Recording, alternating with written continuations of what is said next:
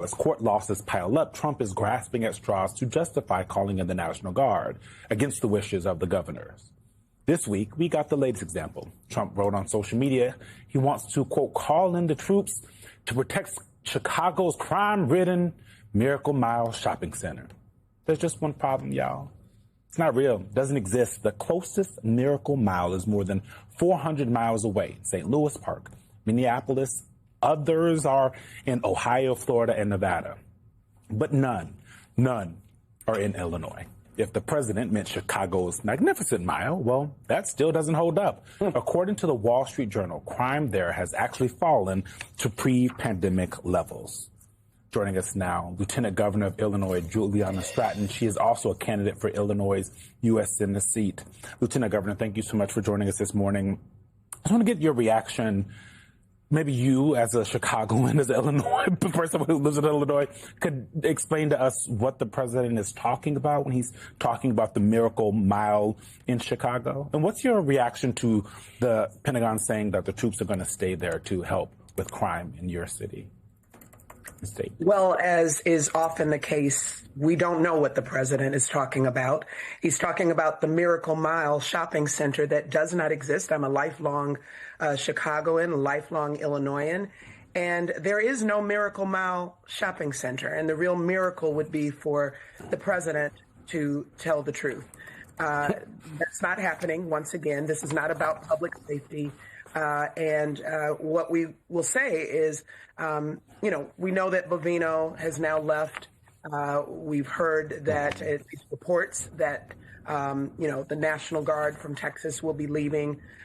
But listen, here in Illinois, we are not going to let up in this fight. We are going to remain vigilant because, as the president has said, as we've heard from his administration, the real goal is to normalize the presence of the military on American soil. They've already indicated that they want to see sort of these long-term engagements and enforcement actions in our state and in the city of Chicago. And we have fought this every step of the way from day one. We've made it clear that we do not need the National Guard in Chicago. We do not need a military presence on our streets, and we will never normalize that. And we will continue to fight. We've been fighting in court. And by the way, it's very clear that when we continue to fight and stand up and bring the kind of energy that Americans and Illinoisans deserve, Donald Trump, as a weak man, backs up.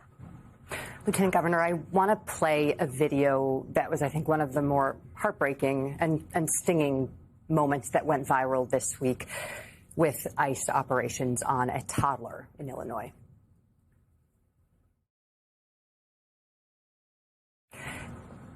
I follow you on Instagram. I know you have some beautiful children. I'm wondering if you can put your hat on as a mother and talk about how you responded to this video when you saw it.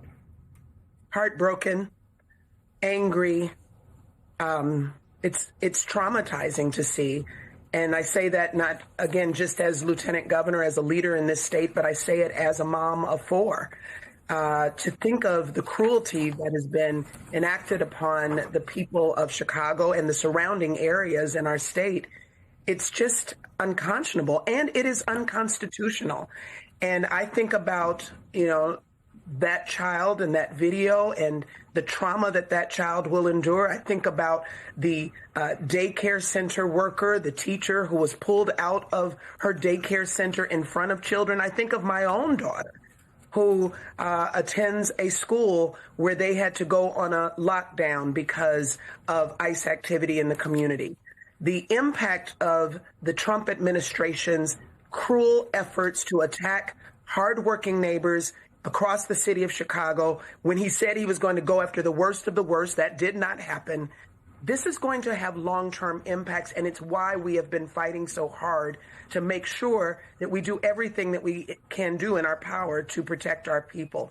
And by the way, the things that we are doing in court are working. We have seen real progress, both on the ICE case as well as the National Guard cases. I mean, we are seeing limits to warrantless detentions. We are seeing efforts to make sure that, that not only that people get released And we hope that those 600 plus individuals that have been unconstitutionally detained will be released. And we've seen some real limits to the use of excessive force. But this is not how government should work. And we're going to keep fighting back here in Illinois. We should point out we have a statement from DHS Assistant Secretary Tricia McLaughlin, who wrote, "No, there was no crowd control or pepper spray deployed in a Sam's Club parking lot, though over the weekend in Chicago, law enforcement was shot at, bricks thrown at them. They were rammed with vehicles and other attacks." That is from the DHS Assistant Secretary McLaughlin. But Lieutenant Governor, there's something else that happened in Chicago that also shocked the conscience, and that was the Black Hawk helicopter raid on an apartment building. ProPublica reported on Thursday 0 were criminally charged after dramatic midnight raid on Chicago apartment building. Citizens to believe they are safe in the United States. Joining us to discuss this is Democratic Congressman Jimmy Gomez of California. Congressman, thank you so much. I want to read something from the New York Times that talks about kind of the impact of these operations in Charlotte. It starts like this. On Saturday, Charlotte's immigrant hubs were largely deserted as word spread that federal agents were in town. El Salvadoran restaurants were closed. Street vendors who usually sell mangoes on weekends were absent, and residents shared videos of masked Border Patrol agents arriving at small businesses and Home Depots across the city searching for people. It was not immediately clear how many undocumented immigrants had been detained as of early Saturday afternoon, but the reach of the operation, dubbed Charlotte's Web by the agency, appeared to be spreading. Congressman, this is not the first time that we've seen some kind of immigration agency send a chill through these communities, but talk a little bit about that. When you have kind of a vibrant immigrant community in a city or a state, here in D.C., we had one on 14th Street where right outside the Target and Chipotle, there are always these lovely ladies selling mangoes and things who are part of the fabric of the city. Talk about that fabric getting ripped out. Well, first, I want to just kind of start with it's about families and it's about people. Most people would look at me and think, oh, you're a member of Congress. You must come from, the elite strata of our country. But my parents are immigrants. 4 of my siblings were born in Mexico. My brother and I were born here. So when I look at these attacks on immigrants, I'm seeing them attack my family, my community. And at the same time, I think about my mother, who is a U.S. citizen. She became naturalized, but she doesn't speak English very well. So when they start attacking basically people who just look Latino, don't speak English very well, or work minimum wage jobs, or that they're going to get attacked, or they're going to get pulled over, or they're going to get thrown to the ground. It shows it's fear across the board, because they're not targeting people based on a criminal record. They're targeting them based on just what they look like. And that's one of the things that has sent that chill. My mom was in Mexico for a few months as she was coming home. I thought about going to Mexico, flying her back in so that she wouldn't be messed with at the border or anywhere on the way to her house in Riverside, because I know that she would be targeted. One of the things we also understand, a lot of Latinos said if they can go first, they said they were going to go after criminals.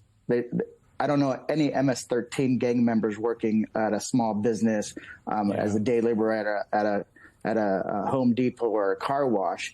And so what they basically are, the fear is if they go after them, they're eventually going to go after the legal permanent residents. Then they're going to go after the naturalized. And then they're going to go after anybody who was born to an undocumented immigrant. So this is a rational response to the attacks on our communities. And what ends up happening, they don't go to the doctor to get their health checked out. So they end up getting worse and end up in an ER. The small businesses close, and then they stop going to work. What you're seeing here is Trump lose. Trump's losing. He's giving up. He's leaving Chicago. He's been chased out, as everyone, like local law enforcement, said he wasn't needed there. The mayor of Chicago said he wasn't needed there. The governor, Pritzker, said he wasn't needed there, right? All of them saying, look, Chicago's not perfect. No city is, but things are getting better in Chicago and better and better. And we don't need a national emergency type response here like what you're doing. And as a result, we want you gone. And you're seeing this play out in other cities as well. Trump is trying to scapegoat mostly blue cities because he doesn't want you talking about his scandals and his failures. He doesn't want you talking about who's on the list. He doesn't want you talking about who's going to lose their health care. He doesn't want you talking about who's going to lose their job. He doesn't want you talking about how his tariffs are hurting American workers, American consumers, American businesses, the economy more broadly defined. He doesn't want you talking about any of that. And of course, you are talking about that, but he also wants you to say, oh my goodness, the crime in blue cities is awful. Ignore the fact that I'm the one exacerbating all of America's social ills, and ignore the fact that in many cases, some red cities are quite difficult to be in, and in per capita, many rural red areas are sometimes they have the highest crime rates, depending on the area. Not all rural red areas, but some of them. And he's not sending in the National Guard there. And so, Donald his distraction is failing. His National Guard distraction has failed, because that's what the whole point of this was. He didn't actually give a damn about making cities safe. In fact, even if cities were dangerous and he made them safe, he wouldn't want to do that, because then that would take away one of his talking points, right? He could no longer point to the dangerous blue cities as a fear-mongering tactic. But despite all of this, we're still talking about Epstein. We're still talking about tariffs. We're still talking about healthcare cuts. We're still talking about food stamps.